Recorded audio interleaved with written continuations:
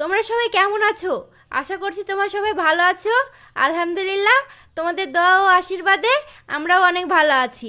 তো ফ্রেন্ডস, আমি কালকে ফেসবুকে লাইভে এসেছিলাম। তো আমাকে অনেকেই কমেন্ট করছে যে শফিক কেমন আছে, বা শফিকের ব্যাপারে তুমি কিছু বলো, বা শফিক কোথায় আছে।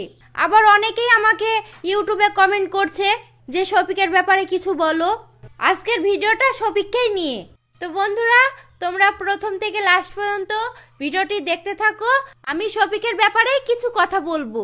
শফিকের যে ভিডিওটা সোশ্যাল মিডিয়ায় ভাইরাল হচ্ছে, হ্যাঁ ওটা অরিজিনালি ভিডিও। শফিক নিজের মুখেই স্বীকার করেছে। শোন শফিক, তোকে আমি একটা কথা বলছি, তুই একটা নিজস্ব তো চ্যানেল খোল ইউটিউব, সেই চ্যানেলে ব্লগ ভিডিও কর, তাতে তোর অনেক সম্মান থাকবে। আর তুই লোকের পাল্লায় পড়ে যা করে বেড়াচ্ছিস, তাতে তোর কোনো মান সম্মানই থাকছে না। এতে তোর ক্ষতি হচ্ছে, ভালো হচ্ছে না। তুই একটু ভেবে দেখ। পল্লীগ্রামের অনার তো তোকে সুযোগই দিয়েছিল, কিন্তু তুই সেই সম্মানটা রাখতে পারলিনি। ওখান থেকে বেড়ে এসে তোর ক্ষতি হলো, ভালো হলো না।